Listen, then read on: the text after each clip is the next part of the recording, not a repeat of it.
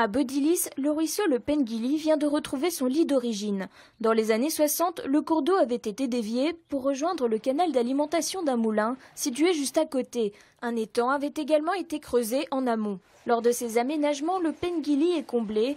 Problème, ça entrave la faune et la flore locale. Il y a de grosses chutes d'eau qui empêchent la remontée des poissons notamment, et puis les sédiments du coup ne s'évacuent non plus pas très bien. Le Grenelle de l'environnement interdit ce genre d'obstacles pour préserver la continuité écologique.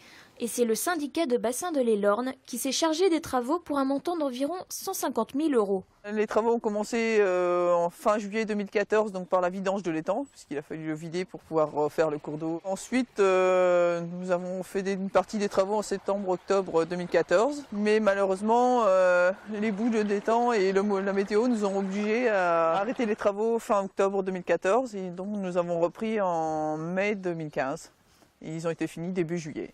L'étang a aujourd'hui disparu. Il laisse sa place à l'eau qui déambule entre les pentes herbées. Seule trace de l'homme visible, un ensemble en béton situé en amont. Cet ouvrage en fait est ce qu'on appelle un répartiteur des débits, donc qui va permettre d'avoir suffisamment d'eau dans le cours d'eau que l'on a recreusé, en ne laissant au bief du moulin que le volume d'eau dont ils ont droit, notamment en période de basse eau où même le bief du moulin pourrait être quasiment à sec puisque la loi oblige à ce qu'il y ait un débit réservé dans les cours d'eau. Toutes les autres constructions et canalisations ont été désinstallées.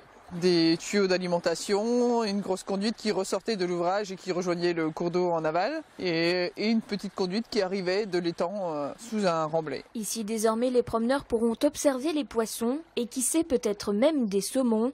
La nature reprend ses droits.